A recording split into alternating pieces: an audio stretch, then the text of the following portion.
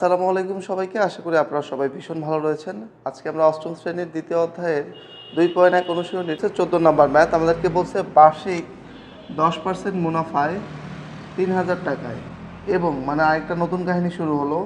৮% মুনাফায় ২,০০০ টাকায় বিনিয়োগ করলে মোট মূলধনের উপর, এই দেখো মোট মূলধন বলতে আজ কী বোঝাচ্ছে, মূলধনের উপর করে শতকরা কত টাকা হারে মুনাফা পাওয়া যায়, তার আর বের করতে বলছে। প্রথমটারও আর, 2 নম্বরটারও আর, 3 নম্বরটারও আর। তার প্রথম কাহিনী কি? প্রথম কাহিনী হলো বার্ষিক 10% মুনাফায় ৩,০০০ টাকায় এবং ৮% মুনাফায় ২,০০০ টাকায় বিনিয়োগ করলে কি দেখো, আমাকে যেহেতু বার্ষিক বলছে তার সময় নাই, তার সময় হলো আমার কাছে 1 বছর। সময় কার সাপেক্ষে আমি হিসাব করবো? 1 বছর। তাহলে এই গল্পে দেখো আমার কাছে এন এর মান আছে, আর এর মান আছে, একটা কি পি এর মান আছে। মান নাই কার? মান নাই হলো আই এর। আমাকে কী বের করতে হবে? আই বের করতে হবে। সো অ্যাট ফার্স্ট আমি আগে যেটা লিখছি, বার্ষিক 10% মুনাফায় আর এর মান 10% মানে 10/100, এন এর মান হলো 1 বছর, পি এর মান হলো 3,০০০। আমরা সবাই কি জানি? I equal P R N. সেক্ষেত্রে পি এর মান কত? 3,০০০ গুণন আর এর মান কত? 10/100 গুণন এন এর মান কত? 1 বছর। ওকে, এখন আমি সোজা ক্যালকুলেটারে চলে যাব। আমি কাকে কাকে গুণ করবো দেখো, 3,০০০ গুণন 10 গুণন 1 ভাগ দিব 100, তাহলে আজ 300 টাকা। কত টাকা মুনাফা হবে আমার? 300 টাকা। ঠিক একইভাবে এখানে 8% মুনাফায় আর এর মান কত? 8/10, এন এর মান 1 বছর, পি এর মান 2,০০০। তাহলে এখানে আই সমান সমান কি হবে? P R N. পি এর মান কত? 2,০০০, আর এর মান কত? 8/100 গুণন এন এর মান কত? 1 বছর। তাহলে এখন আমি গুণ করব কারে কারে দেখো, 2,০০০ গুণন 8 গুণন 1 সমান সমান 16,০০০ ভাগ হলো 100, তাহলে আসবে 160 টাকা। কত টাকা মুনাফা আসছে? 160 টাকা। যেহেতু এখানে দুইটা আলাদা আলাদা বার্ষিক মুনাফায় দুইটা আলাদা আলাদা মূলধনকে আমি বিনিয়োগ করছি, বিনিয়োগ করে আমি ভিন্ন ভিন্ন কি পেয়েছি? মুনাফা পেয়েছি।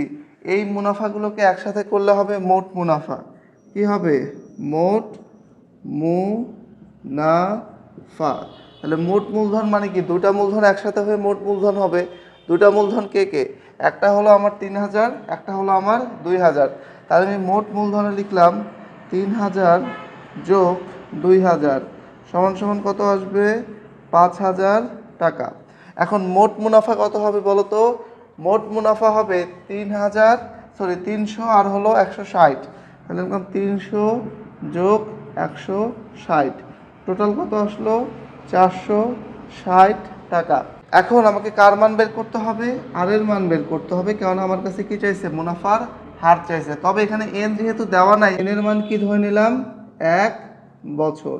ওকে, আশা করি এই যে পর্যন্ত ক্লিয়ার। তাহলে এই ঘটনায় এটা আমার পি, এটা আমার আই, এটা আর, এটা এন। তাহলে আমরা কি বলতে পারি? আমরা বলতে পারি যে আমরা জানি আই ইকুয়াল কি? P R N.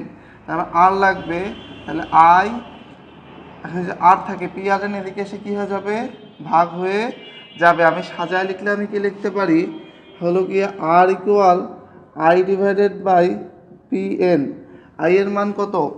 আই এর মান হলো 460, খুব ভালো কথা। তারপরে পি এর মান কত? পি এর মান হলো 5,০০০। এরপর এন এর মান কত? 1 বছর। তাহলে আমি এখন কি করব? ভাগ করে দিব।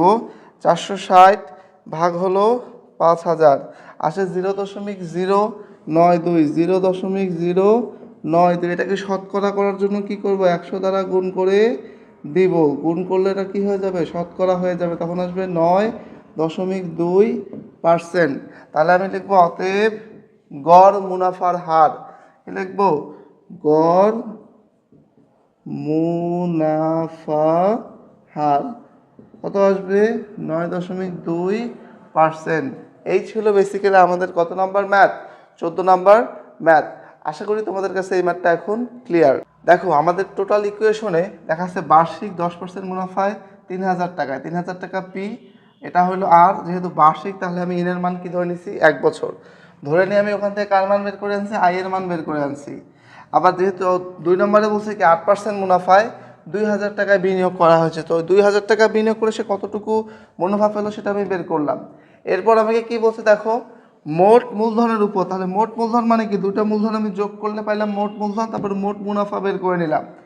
এনের মান 1 বছর ধরলাম, আমি কি বার্ষিক মুনাফা হার চাইছে, কত টাকা হারে মুনাফা পাওয়া যায়, তো হার চাইছে। তো হারের মান কি আরকে আমরা সূত্র ফেলে বের করলাম, পরে শতকরা করার জন্য 100 দ্বারা গুণ করে দিয়েছি।